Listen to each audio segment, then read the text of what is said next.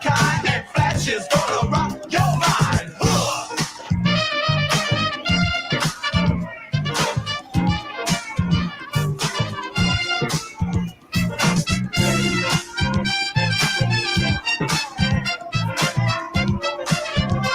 Flash tonight.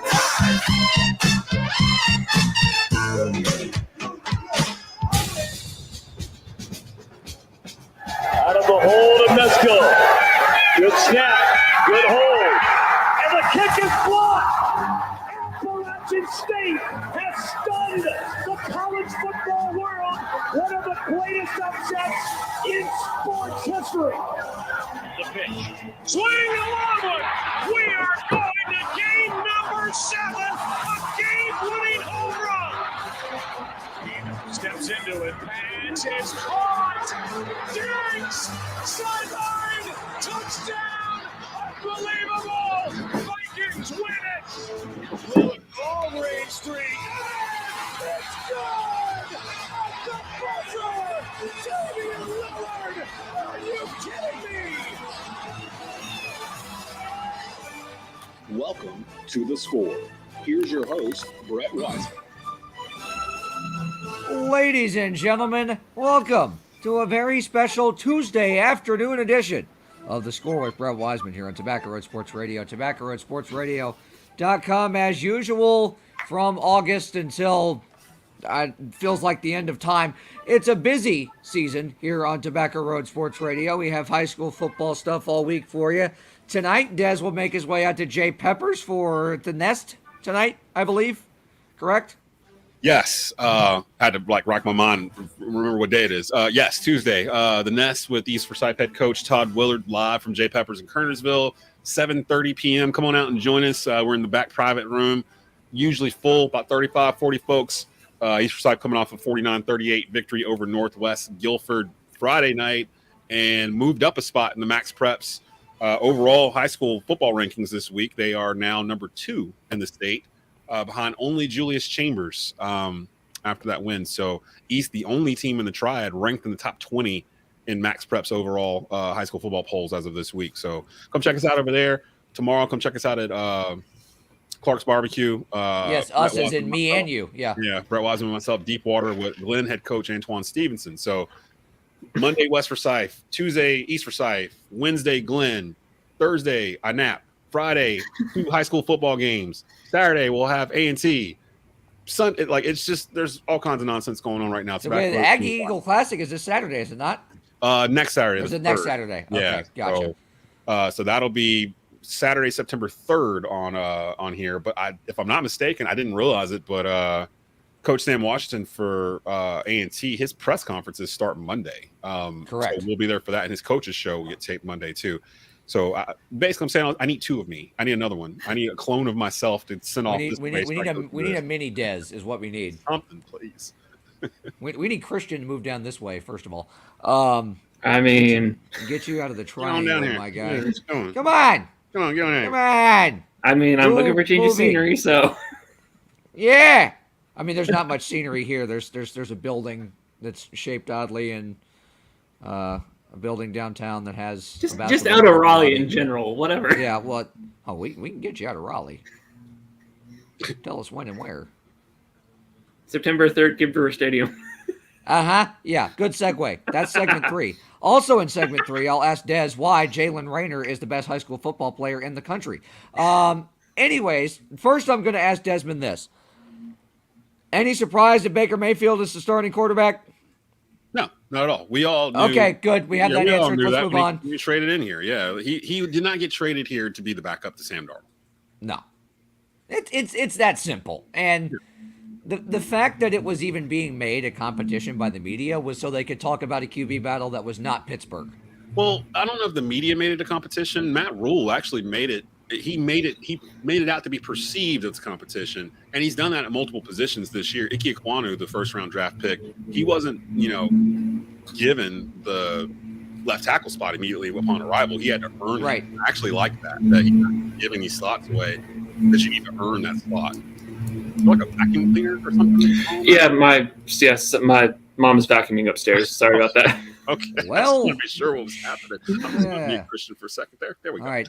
There we go. There you go. Good job. But yeah, I mean, you like that aspect of things, and it creates a culture of competition and a culture of accountability, kind of like we were talking about with Steve Wiseman a few weeks ago. The culture that they're trying to create, that Mike Elko is trying to create at Duke, which is everybody's got to compete every drill.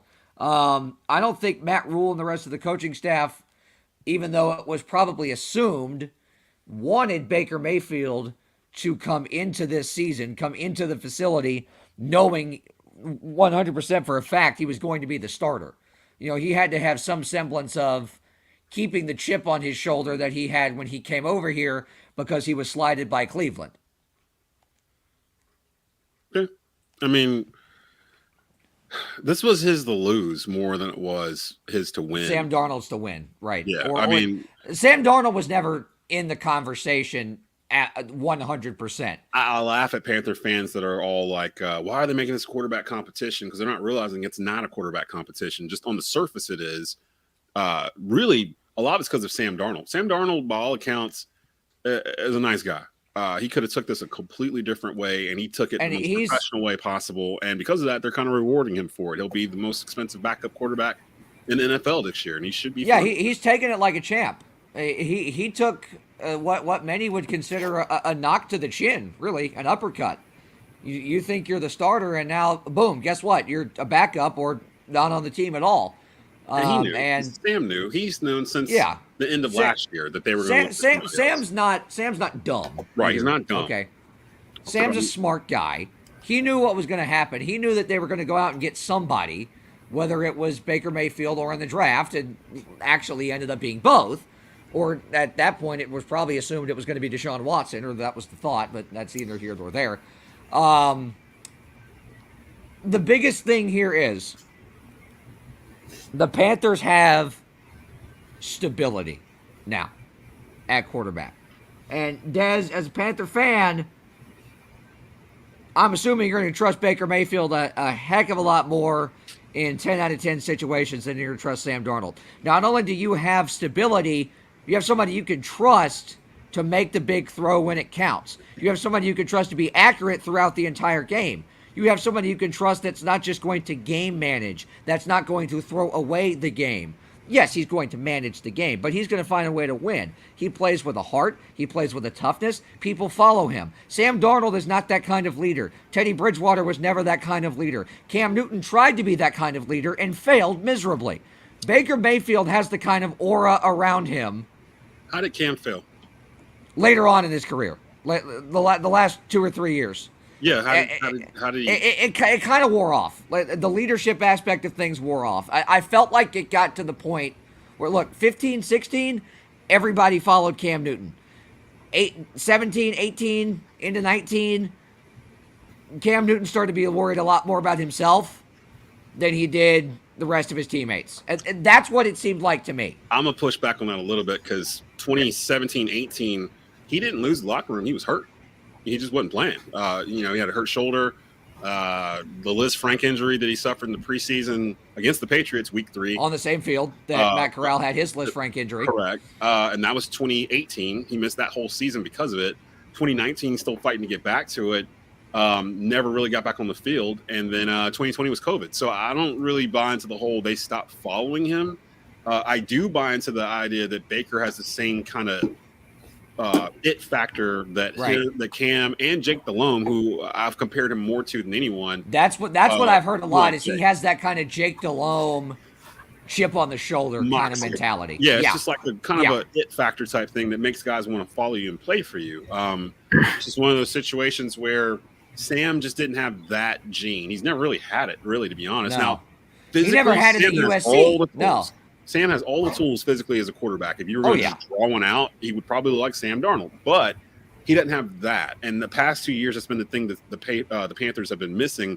They don't have that fiery dude. And sometimes you can get around it if the coach is that fiery dude. Like if the coach is the person. This coach is not a fiery dude. Matt Rule is not that guy. He's not a rah kind of guy. He's more of a matter of fact type of rambler type of numbers kind of guy. Right. So statistically, that kind of stuff. So you needed somebody like a Baker Mayfield to kind of spark this team. They're the third youngest team in the NFL. They've got talent. The one thing that this team has done really, really well the past 2 years is draft. The past couple of drafts they've had, I felt like they've knocked it out. They finally addressed the offensive line issues, but they waited. They kicked it down. They kicked the can down the road 2 straight years, so they couldn't ignore it anymore. I feel like they fixed it. We'll know for sure week 1. But this team is giving me 2003 vibes. Cardiac Cats vibes. They're just. I just look at what they have, roster wise. Nobody's picking them.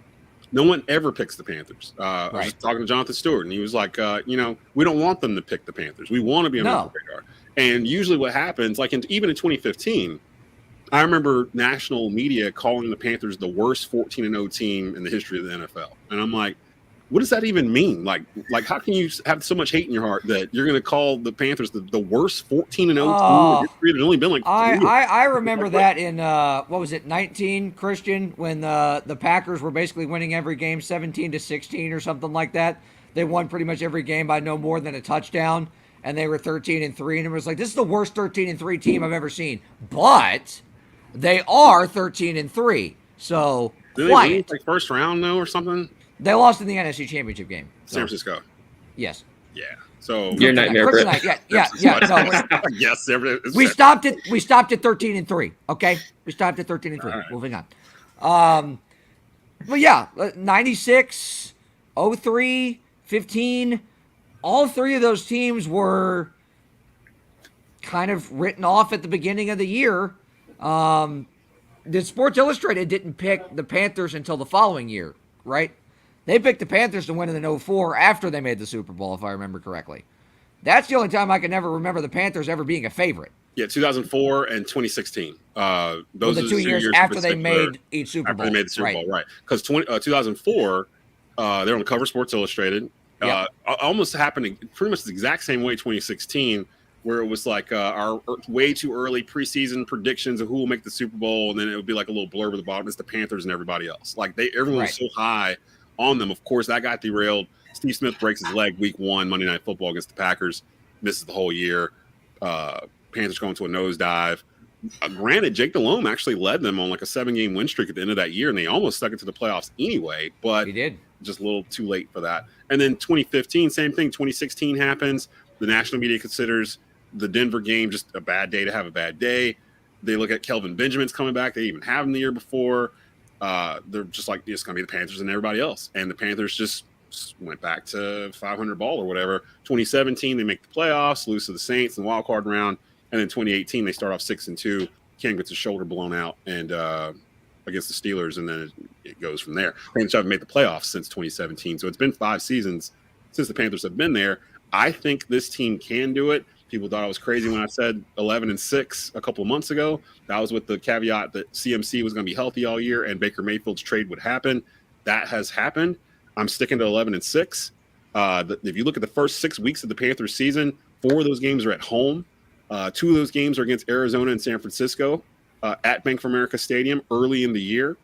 It sets up for them to get some wins. I'm low on New Orleans. Everyone's real high on them. I feel like the Panthers can beat New Orleans week 2.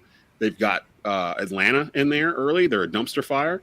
They open with Cleveland. I don't know. I guess it'll be Jacoby Brissett at quarterback against Cleveland, but it's week 1. It just sets up where the Panthers can get out of the gate early. 3 wins, 4 wins, 5 wins. And then you're going to start seeing the narrative change nationally. Or maybe you won't, because it didn't change during the 2015 year until they got damn near the end of the regular season before everybody jumped on board. So I don't think the national media is going to really care one way or another. None of them are going to pick us, but I'm looking at the Panthers. This is a playoff. They're going to care much more about the Arizona Cardinals when they start 7-0 and have their famous under Cliff Kingsbury awesome first half, and then they just tank and lose 7 of their next 9 games, because that's how Arizona is under Cliff Kingsbury. But like we said, not only with those teams was that the case, but the 96 to 03 and the 15 teams had top 5 defenses. You look at 96, you had, what was it, the second or third oldest defense I think, in the NFL at that point. Yeah, Sam Mills, Kevin Green, Lamar Lathan, and those boys. 2003, you had, of course, Julius Peppers, Chris Gamble in the secondary. Yeah, Chris Jenkins, Brinson Yep. Buckner. Yeah, that was a loaded defense too. Actually, in 2003, Dan Morgan, middle linebacker. Right, Dan Morgan. The Panthers have had a history of having really, really good linebacking cores or middle linebackers. And I went back. And now they basically have the best of both worlds. They have a hybrid. Brian Burns is a hybrid. Yeah, he's a three technique defensive end. Shaq Thompson's kind of took over the mantle of the main linebacker there. Keep an eye on Frankie Louvu. That's a name to keep an eye out on throughout this season. He's kind of a Matt Rule guy, does all the little things, dirty guy, but he's dirty guy. He's always in the glue middle. Guy. He's always in the middle of something when you need an interception or a turnover, a key tackle. Usually it's Frankie Louvu that's got his head in there in the middle of it, and he's really shown out the past 2 years.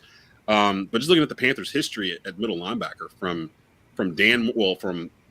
Sam Mills to Dan Morgan to Luke John Kuechly. Beeson to Luke Kuechly, and now they're trying to find that next guy. Middle linebacker is really the only position on this team where I'm kind of like, okay, I'm not sure who it's going to be. Granted, the Panthers play a lot of nickel. They play a lot with 5 DBs and 2 linebackers. So it'll be Shaq Thompson and probably Frankie Louvu playing those 2 linebacker spots to get the 5 DBs out there.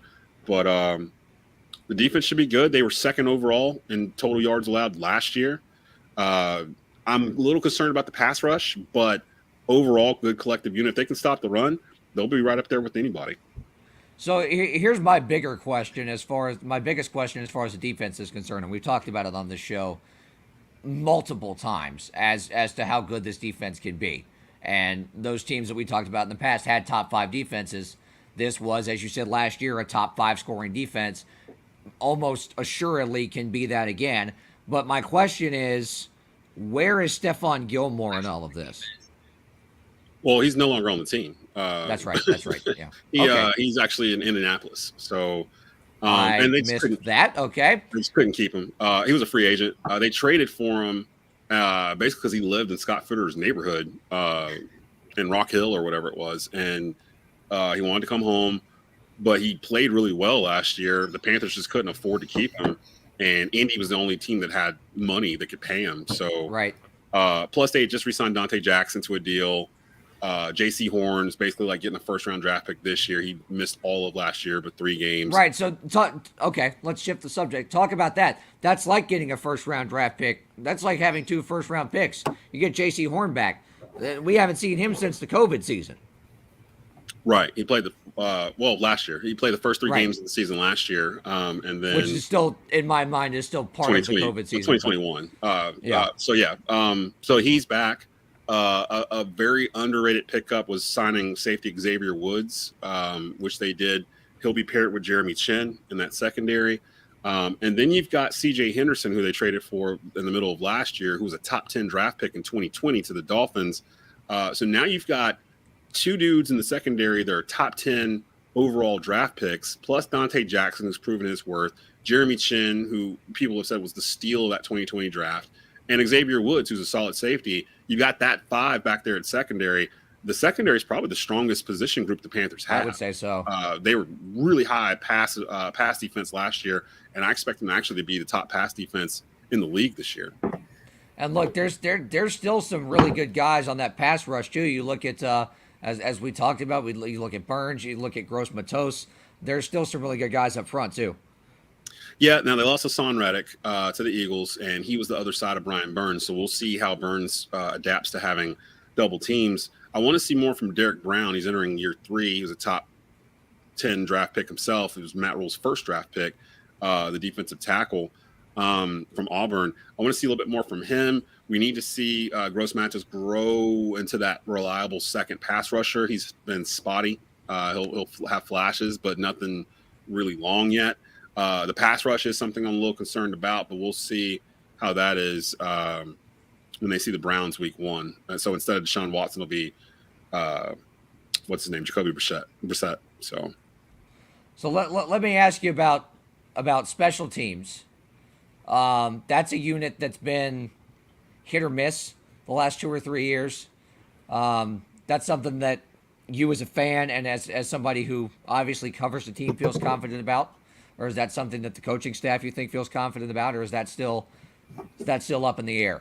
Yeah, because a lot of the Panthers' issues last year had to do with special teams in terms of field position and punting. They go out and get Johnny Heckler, who's one of the top punters in the game, which will allow them to pin teams back and let the He's defense one of the best pin their passing ears punters back. in the game. So they'll be able to get better field position, I believe, with that. Keep an eye on Shi Smith. He had a really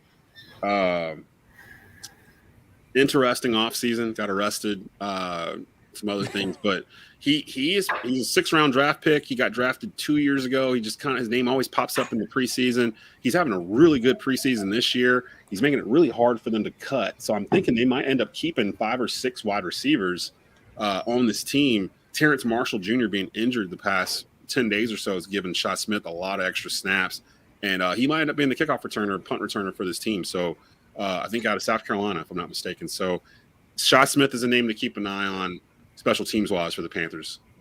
One other guy I want to ask you about, and then we got to get in the break here and get to the rest of the NFL. But Tay Hayes, App State product, DB, pick 6 to Bailey Zappi against the Patriots last week. He's going into this 3rd week of the preseason basically fighting for his life to get on this 53-man roster. Yeah, he's not going to make it. I think, to be honest, going into this week 3, I think the roster's pretty much set as it stands right now. You're going to see a lot of dudes playing in the second half that are going to get their last chance to play NFL football for a while, probably. My understanding, most of the starters are going to play. I just spoke to Skylar Callahan, beat writer for Sports Illustrated for the Panthers. He said that Baker's going to start, play first quarter, maybe get into the second a little bit. You'll see Sam Darnold after that. And then probably second half, it's going to be the P.J. Walker show. So we're going to see the starters out there for that first quarter at least versus the Bills. So it'll be a really good test to see where they are because the Bills had the best defense in the league last year. I'm hoping, praying to God, Allah, whoever you pray to, that Christian McCaffrey is not in uniform on Saturday. It would make no sense to play him. Don't even keep him in street clothes. Put him in bubble wrap. Don't even take him. Don't even take him in Buffalo. Just tell him not to come to the stadium. Don't come. No. Tell him they're playing Sunday or something like that, and he'll show up and look around and be nobody there. Like, what happened? No, don't even take him to Charlotte Douglas International Airport. Don't put him on the team plane. Leave him at home in the suburbs. I don't know what suburb he's in. Indian Trail, Matthews, Waxhaw, whatever suburb he's in, leave him there. Mount Holly, leave him at home. Shout out to the town of Cornelius where the Huskies reside, the high school football team there. Oh, you mean Great Value Concord? It looks like Huff looks like they just plopped a school down in $1 million neighborhood. Like They really do. We Like, they're that good. Playoff game last year, and we were trying to find it. And I'm like, this is a residential neighborhood. Oh, there's the school. Like, it's just right here. Like, they just put it down in there. But yeah, I think the Panthers are gonna make the playoffs. We're getting close to the regular season where you can start giving these hot takes, and they don't sound so nuts. I picked 11-6 for the Panthers. I do not trust Tampa Bay. I think Tom Brady just took these 10 days to really evaluate if he was coming back because half of his offensive line is injured right now, and he's 45. I don't trust New Orleans. Sean Payton is gone. I don't care what they have on their team. Sean Payton is not there. And that's a huge deal that everyone keeps skipping over, that Sean Payton is no longer the head coach of the New Orleans Saints. Atlanta is a dumpster fire. Kyle Pitts can't throw it to himself. They don't have a defense. So I just sit here and I go, why can't the Panthers win this division? Like, why can't they win this division? So I'm picking the Panthers. I am. It's a possibility, and I'm not going to go as far as to pick them yet. I'll see how Tampa. I guess I'll see how Tampa Bay comes out of camp. But the rest of the league, as far as the rest of the league is concerned, we're getting a break here. When we come back, we'll talk about what on God's green earth Tom Brady was doing for those 10 days. Apparently, it was some shenanigans with his apparel company. We'll talk about Atlanta beating the Jets last night and why Falcons fans everywhere, for some reason, are happy that Marcus Mariota carved up the Jets' third-team defense, which is like playing a Pee Wee flag football team. And Aaron Rodgers is apparently happy with his receivers again. Voila! Guess he had more tea. We'll be back. You are listening to The Score with Brett Wiseman on TobaccoRoadSportsRadio.com. Find your next car at Auto Store of North Carolina in Walkertown. Their goal is to make car shopping and car buying experience fast, friendly, and easy. They have helped hundreds of customers get behind the wheel of a newer, reliable, quality used car, and they could help you too. Stop by and speak with one of their sales professionals today and drive away with your new car. The Auto Store of North Carolina, 4964 Reedsville Road in Walkertown. Give them a call at 336-595-8550 and view the current inventory of vehicles at autostoreofnc.com. Hi, I'm Sabrina Kuhn Godfrey. Hi, I'm Deanna Kaplan. Hi, I am Richard Watts. The common sense choice for Winston-Salem Forsyth County School Board. It would be our honor to serve you. Make your voice heard by voting for Deanna, Richard, Sabrina, and common sense. We need your support. Early voting starts October 20th, paid for by Sabrina Kuhn Godfrey for VOE, Deanna Kaplan for School Board, Richard Watts at Large School Board. It's the high school football game of the week. Listen, man, tonight is the night to make a name for yourself. Not one, but two of the best games in the triad every Friday. All comes down to today. Catch the action on WTOB 980 AM and 96.7 FM. Who got my man? Or tune in to our second game on WCOG 1320 AM. Both games powered by TobaccoRoadSportsRadio.com, your home for triad sports. Walkertown Auto Sales. Look no further when shopping for your next vehicle. Located in the heart of the Triad at 3076 Walkertown View Drive in Walkertown, Walkertown Auto Sales specializes in affordable and reliable used cars, trucks, and SUVs. They offer financing with good credit, bad credit, or no credit, with interest rates as low as 3.9%. With knowledgeable employees that are always willing to go the extra mile, you'll drive away with the car of your dreams at Walkertown Auto Sales. Check out the entire online inventory now at WalkertownAutoSales.com.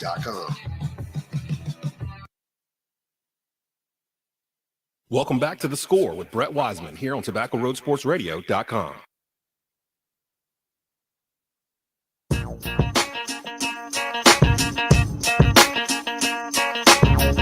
We're back here on The Score with Brett Wiseman on Tobacco Road Sports Radio, TobaccoRoadSportsRadio.com, Facebook, Twitter, YouTube, LinkedIn, carrier pigeons.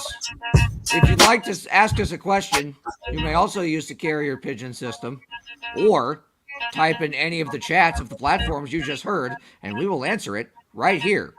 Whether or not we answer it correctly is up to us. I mean, sorry, you. Tom Brady, he's back at training camp. Hold on. Can we just have a... I don't know why he does it. I don't know why he gives me hope. I can't stand this dude. I can't stand Tom Brady. I don't know why he gives me hope. I want things to happen to him that are bad. That is all I'm going to say. Brett, I despise the man. How do you think I feel? Growing up, my dad was a Patriots fan, so I had to every week it was Tom Brady on that TV. It's one thing if he was a Patriots fan before Tom Brady got there and had to live through it. Okay, I'll give him. Okay, that I can accept. If he was a Drew Bledsoe when the Packers smoked him in '96, Patriots fan, or like in '85 when they had to play the '85 Bears in the Super Bowl, like he was a Patriots fan then.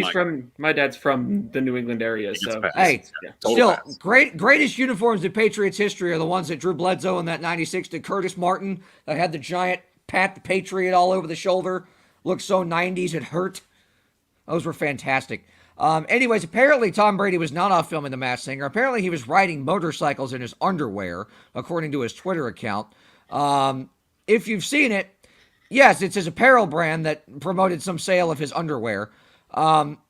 He or someone imitating him is riding a motorcycle, doing a wheelie in underwear and a helmet in the middle of downtown Tampa Bay. Okay. Okay. Yeah, I didn't need to see that at 6:30 this morning before, as I had made my way to work. It was casually eating my breakfast, and then I had Tom Brady's account muted, so I don't know how it came up.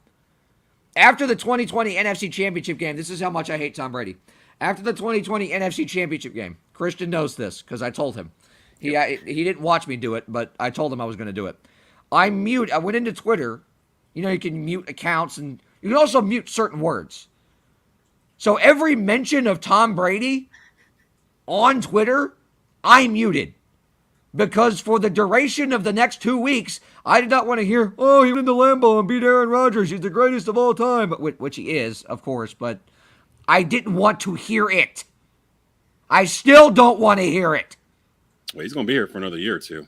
Depending on what happens here in Tampa this year. People forget he signed a $300 million deal to broadcast at Fox whenever he's done. So I'm like, why are you here? Why are you here? Please go home. Why are you here? No one wants. I'm fully convinced that he only came back out of spite.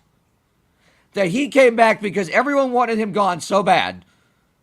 Like he's like Angelica from Rugrats.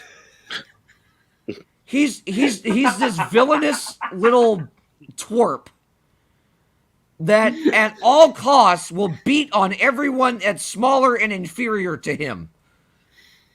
I mean, everyone to Tom Brady is dumber and slower and worse, and they suck because he's Tom Brady. He has pigtails and a purple shirt with stripes. But he is Tom Brady. I mean, that's the problem. He is Tom Brady. He has 7 rings. Like, he has more. He has every record there is. Like, I say I hate him, but it's a hateful respect. It's the same kind of. Oh, look, I'm the same way. Like, it's. I despise the man's guts. I respect him, but I hate him. Yeah, like, and I have reason to hate. He's beaten my team in the biggest games. He's guilty. Beat my Panthers in the Super Bowl. I don't have to be a Tom Brady fan. Now, the reason why he came back, I guarantee you, is that he was home for a couple of weeks with those kids. Oh, his kids drove nuts. And Giselle with a honeydew list, and he was like, you know what? I can go back for another year and then just slide right into the Fox studio right after that's over with. As long as I can get him to fire Bruce Arians or move him out of there, I'll just go back to Tampa. Because it sounds like he was trying to go everywhere but Tampa. It sounds like if he came back, he was trying to go somewhere else. Miami, and apparently, all of a sudden, situation was happening. We learned about that. So, I mean, it sounded like he wanted to go elsewhere and just landed in Tampa. Like, Tampa wasn't his first choice. Also, Tom Brady and Devontae Adams' opinions of Derek Carr are very far off. Devontae Adams thinks Derek Carr is a Hall of Fame quarterback. Tom Brady thinks he's an SOB. Well, he just doesn't like being compared to Derek Carr. And I agree. There's that. He should. I mean, they're not in the same category. That's completely disrespectful. So, like, but then again, if John Gruden made the comparison, can we take that with like a giant grain of salt? I mean, Gruden doesn't know a lot of things, but I will say he knows quarterbacks. He's a quarterback. I mean, hell, he was a coach for Aaron Rodgers there for a little bit, wasn't he? Wasn't he on the Packers side? He was on the staff when Brett Favre was there. So, yeah, but that's one of my favorite stories is the stories of Brett Favre's backups and Brett Favre's quarterback coaches. You want to hear a pretty illustrious list of people who were Brett Favre's quarterback coach in Green Bay? Start with John Gruden. Yeah, I think Andy Reid was one. Andy Reid, John Gruden, Steve Mariucci. Yeah. Guess who? There's a list of backups that are or have been head coaches. Doug Peterson. Mark Brunell was his backup. Ty Detmer. There's a laundry list. 20 years. Yeah. I mean, there's a laundry list of successful people that have been behind him. not naming Aaron Rodgers, of course, but he would be the most successful one that was behind him. Yes, but I'm saying that goes without saying. Yeah. But it goes without saying, but I said it anyways. Yeah. And now this from the Department of Redundancy department. Back to Tampa Bay. And what the point you were making in the last segment, Des, I agree with to an extent because... Which point was that? The point that we can't trust Tampa Bay. Oh. I'm going to need to see, and I know this is a cop-out answer, but I'm going to ride with them until the offensive line injuries rear their head finally. Because I'm still of the belief and the opinion that Tom Brady is a supervillain and not human and from some planet that we should never go to and NASA should never explore, because if we go there again, we're going to get another thing like him. I'm of the opinion that he could pull some kind of superhuman thing out of his rear end and make it work without an offensive line. No, I'm not of that opinion because we've seen him without an offensive line before, and those are the years the Patriots weren't that good. Like people think that like the Patriots' 20-year reign of terror was a full 20 years across, and it wasn't. I've always said in the NFL. Remember Matt Castle? in the NFL in particular, you have a 3-4 year window once you make the Super Bowl or become a Super Bowl contender. And if you go down the list of Super Bowl winners, you can kind of see that window. Even the Patriots, when they first won those first 3 rings with Tom Brady, it was in a 4-year window. And then what happened? They didn't even sniff the Super Bowl for like 7-8 years. When they won the next 3, it was in a 3-4 year window. The Kansas City Chiefs, they're in year 4 of their 4-year window right now. Who else? San Francisco, they're in year 4 of that window right now from when they went to the Super Bowl a couple of years ago. Those are, if you look at them, those are teams that wouldn't surprise you if they made the Super Bowl. The Bills are entering that window right now. So, I mean, to say that Tom Brady could magically still perform at an MVP Tom Brady level like we saw last year without the offensive line he had, because people made the argument that Tampa might have had the best offensive line in the league last year. Like, he was barely getting touched. If you start touching a 45-year-old man, I don't care if his name is Tom Brady or Desmond Johnson, it's going to hurt, and it's going to be a difference. There's a Tom Brady and Peyton Manning, the way to rattle them was to get them out of the box. They don't rush. They don't run around in the secondary or in the backfield. They stay in this little small 2-foot by 2-foot box behind the line of scrimmage, and they get the ball out quick. That's Tom Brady's whole thing. He wants it out in less than 3 seconds. If you can make him hold it or make him leave that box, he gets rattled. And when he gets rattled, he's human. He's 45. That can happen. Like, I feel like he's going to regret coming back this year. Like, it's not going to be this fairy tale, him walking off in the sunset with a Super Bowl ring ending. He should have did that in 2020. That's what happened. He should have did it then. He didn't do it. Just couldn't get away. And what's going to happen is we're going to be left with these last couple of years of Tom Brady where, yeah, individually he was playing well, but what did he do accomplishment-wise, team-wise? No individual awards, no Super Bowl rings. I do not expect the Tampa Bay Buccaneers to make it back to the Super Bowl. I don't expect Tom Brady to win another Super Bowl at this point. And that sounds crazy, but he's got 7 of them. Like, he's 45. I keep coming back to he's 45. Like, it's only a matter of time. I know that what's his name? Max Kellerman said this like 4 years ago, but it's really true now. I mean, he's 45, and the offensive line is not going to be that good. He lost his center. He lost one of the guards. Again, look, we're going to beat this horse, even though it's already dead. He has not taken a whole lot of snaps from anyone not named Ryan Jensen in the last decade, pretty much. That's a big deal. So that's a huge deal. That's a huge deal. So, I mean, I don't know. I'm just not. Christian, go ahead. Go ahead, man. So it's kind of like, to me, the whole thing is kind of unfolding not his last year, but the first 2 years in Denver for Peyton Manning. You saw him, he's kind of struggled, and then he finally put together one magical season, being hurt, comes back. I think he got hurt that So to you, that same situation's happening in reverse. Yeah, I think he very well could. Well, he got to Denver and had 2 like record-breaking years. Okay, he threw for like 50-plus touchdowns right. in one of those years, over like 5,000 yards, and then they won the Super Bowl. And then he got hurt. Well, they didn't win the Super Bowl. He got hurt that year after they went to the Super Bowl. They lost to the Seahawks. They lost to Seahawks, yeah. When they went back and played Carolina, he was hurt for most of that year, came back, played an awful Super Bowl, actually. The defense for the Broncos won that game for them, and the fact that the Panthers just picked a bad day to have a bad day on a 15-1 season. Even then, they still had a chance to tie the game in the fourth quarter. So, yeah, it's kind of like that. But the difference here is we haven't seen Tom Brady hurt yet. We haven't seen some sort of injury that would hamper him. He's got tools. He's got skilled players. I think that it just doesn't make any sense for him to be able to do this with a makeshift offensive line. Like, I don't believe in the magic of Tom Brady that much. Like, he's a human. He can be touched. So I don't know. I just don't think Tampa's going to be as good as everybody says they're going to be. I mean, if he wants to... You look at this, Christian, and I'll get to you in a second. You look at the rest of this division. Marcus Mariota, I'm seeing Falcons fans that are being realistic, and I'm also seeing Falcons fans that are like, hey, he looked really good. Yes, he looked good against the New York Jets' third-team defense. Yeah, and... Kudos. Great. That's awesome. Congratulations. You still suck. Congratulations on your 4-13. New Orleans, we're going to beat this horse until it's basically in the ground. Jameis Winston is only the quarterback in New Orleans Saints because Sean Payton took a flyer on him 2 years ago. This is his first season without Sean Payton. The only reason he was even remotely successful last year was because Sean Payton was his head coach. We have no idea how he's going to perform with Dennis Allen. We also know that Dennis Allen does not have a very good history as a head coach.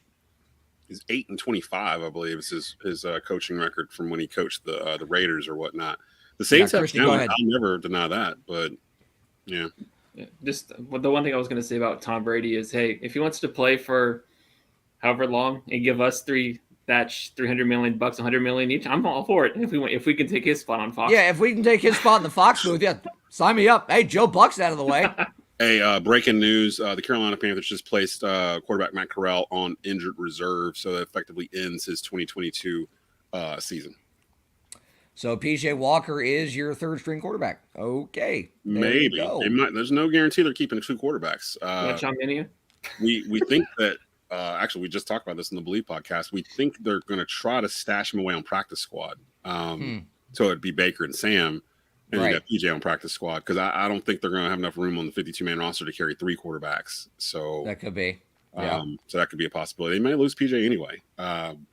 Somebody might pick him up, but yeah, Baker. He could go back to the XFL. I think he likes his position in Carolina. Like, I think he's okay with what's. I think he's much more okay with practice squad quarterback than he is quarterback of unnamed and XFL reboot franchise. Right. But like we teased before the break too, before we get into our next one, Aaron Rodgers magically happy with his receivers again, and people are talking about it. And I heard this question posed: does he have no chemistry with his receivers because he skipped OTAs? I mean, we've addressed it before. He doesn't have chemistry with his receivers because he doesn't normally throw to the young ones. Exactly. Usually, it's guys 4 years and older. Or look at the target. This is my concern as a Packers fan. Are those receivers talented? Can they do it? Yeah. The question is, are they going to get looked at? They don't have a choice. Who else has he got? I mean, he doesn't really have look at targets from last year. Aaron Rodgers threw to Devontae Adams 165 times. No other Packers receiver, including Randall Cobb and Alan Lazard, who are on the roster, had more than 50 targets. I mean, well, the next highest was Lazard with 47. Devontae Adams is considered the best wide receiver currently in the NFL, so I can't really blame Aaron Rodgers for targeting the number 1 wide receiver. And you can't, but by the same token, when you look at it from this perspective, it makes sense because, yeah, he's trying to get those guys to earn his trust, but it's one of those things that he's always, you said it, he's always done it this way. He's made them earn their way. He made Jordy Nelson do it. Jordy Nelson had to prove it at times in the postseason. He wouldn't have trusted Jeff Janis in postseason situations if you didn't make 1 or 2 big catches. Jared Abbrederis, James Jones, Greg Jennings. These are all names of guys that were not trusted originally. But again, Jones and Jennings also played with Favre. But you look back at the playoff losses of the past, when he's throwing the ball to the Jared Abberdarises, the Marquez Valdez-Scantlings, when he calls guys out for dropping passes and then they step up and show back up, that proves something to them. But also, that's all they have. Juwan Winfrey is the only other guy behind Watkins, Cobb, and Lazard that's played in a regular season game. Sammy Watkins is on the Packers? Huh. That's interesting. He's the third receiver. Well, he's technically 2. He'll be on the outside, Cobb will be in the slot, but you also probably see Jones and Dillon used as pseudo receivers as well. Robert Tunyon's going to be back as the tight end if his knee can stay in one piece. So, look, Rodgers. You picking Green Bay to win the Central or the Central? The North? I want to because I don't think there's anyone else in the division that can compete with them. Minnesota? Christian, I'm sorry. Yeah, I mean, you're as mediocre as it gets right now. Minnesota is? Defense, they have to improve a lot on, especially the cornerback position. Offense, they have weapons. Defense, they're kind of a question mark. Offense, they have weapons. It's a question of whether Kirk Cousins can take care of the football, can actually do it. But yeah, you have questions at corner that you and I discussed days, weeks leading up to the draft. You have to draft a corner, and it was not addressed. So it was not. That's the ultimate concern, especially when you have to play Green Bay twice. And that didn't really rear its head until the second game. You were able to outshoot Green Bay in that first game. But I mean, Dalvin Cook was able to outrush Green Bay. Let's be honest here. Well, see, that's the other question. Now, Rasul Douglas said this yesterday when he was talking to the media, that the young receivers have to get into their mind that they have to match that level of improvisation that Rodgers comes up with. The young receivers have to know that a lot of the time, the route they run, they're going to have to break off of it and start running around like a chicken with their head cut off because Aaron Rodgers is doing the exact same thing, trying to find somebody to throw to. They've got to improvise. That's one thing that Jordy Nelson and Devontae Adams and every number one target Aaron Rodgers has had. They had that intuition with each other that, Rodgers and Adams would have the look for the back shoulder fade. That's probably not going to happen, but Randall Cobb and Alan Lazard both know when to start running around in circles because their quarterback's running around in circles. They know how to find a way to get open. And Aaron Rodgers is one of those guys that he's going to have to tell these young receivers, look, you got to go for the ball because you might not think you're open, but I'm going to throw you open. You might be double covered, but I am going to get you the football whether you like it or not. So you got to catch it. Rasul Douglas said that pretty much that same way from defending him in practice. Rasul Douglas said there's times that Aaron will just sling it sideways without looking, and these kids have got to be ready to catch it because as a defense, we don't know what's coming. Let's get in the break here. We'll talk some CFB when we get back. You are listening to The Score with Brett Wiseman on TobaccoRoadSportsRadio.com. Beamer Tire and Auto Repair, now with 3 locations across the Triad in High Point, Greensboro, and our new location in Kernersville. Beamer Tire and Auto offers full-service auto repair, all tire brands, free alignment checks, oil changes, and more. In Kernersville, check out the no appointment needed Quick Lube shop. Check out their thousands of 5-star ratings via Google and Yelp. They care because they know that you can go anywhere. So try a shop with a beating heart, not a bottom line. Beamer Tire and Auto Repair. Visit us on Facebook or at beamertire.com. Blue Naples Pizzeria in Kernersville is now hiring. Come work for one of the best Italian restaurants in the Triad. Currently hiring dishwashers, cooks, front cashiers, and more. Great hours, great pay. Give them a call at 336-993-7707 or stop by and inquire at 1519 Union Cross Road in Kernersville. Start working this week. Blue Naples Pizza.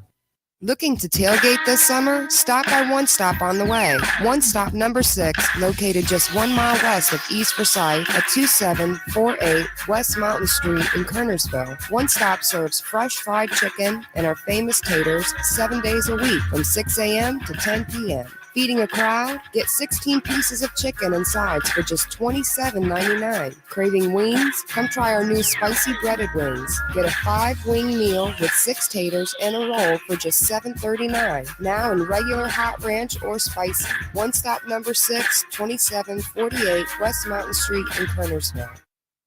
Welcome to J. Pepper's Southern Grill, locally owned and operated, serving the Kernersville community for over 10 years. Delicious homemade Southern food with a menu with a little something for everyone. With daily lunch and dinner specials, you can't go wrong choosing J. Pepper's, home of the Nest with East Forsyth head coach Todd Willard every Tuesday night at 7:30 p.m. live during the season. Plus Wine Wednesday with half-price wine all day and live music every Thursday night. Come join the fun at J. Pepper's Southern Grill, 841 Old Winston Road in Kernersville. Call in your order now at 336-497-4727. Welcome back to The Score with Brett Wiseman here on TobaccoRoadSportsRadio.com. Franchise. We're back here on The Score with Brett Wiseman on Tobacco Road Sports Radio, TobaccoRoadSportsRadio.com. Brett Wiseman, Christian Emery, and our producer extraordinaire, Mr. Do Everything, all kinds of stuff all over the Triad and everywhere, Desmond Johnson. Go see him at J. Pepper's tonight. Give him a hug or something. I don't know. Buy him a drink. He deserves it. Christian, North Carolina, they have a starting quarterback. But first, just as Des had breaking news about the Carolina Panthers, there's breaking news with the Carolina Hurricanes. Yeah, they agreed to I don't know where they're getting the cap space for this. I'm assuming it's going to involve moving somebody or cutting somebody or a buyout. Jake Gardner. Anyway, No, Jake. They have signed center, and I can't believe I'm saying this. I never thought I would say this. I'm ecstatic about it.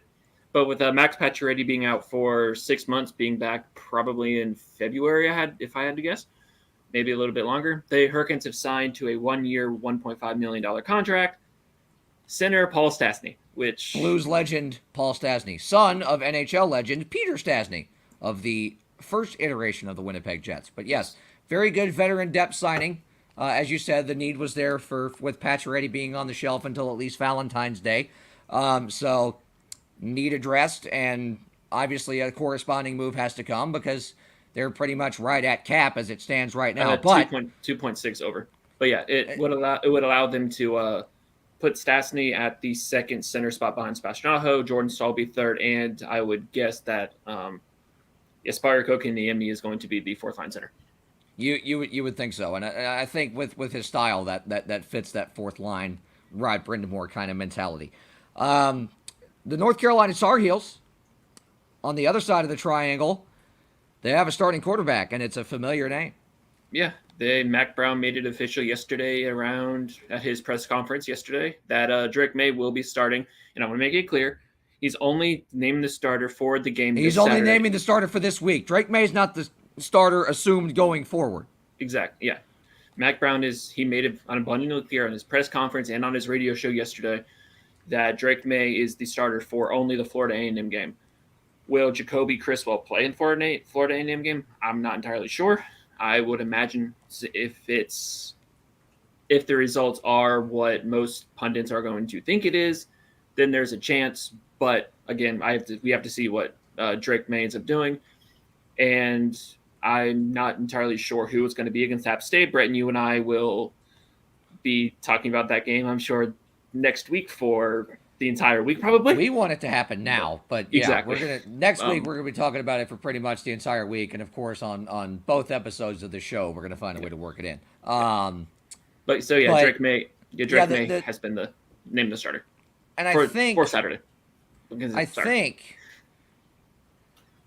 if I'm looking at this and Carolina does things logically, you would think Drake May would start the first half, and then Criswell would play part of or all of the second half.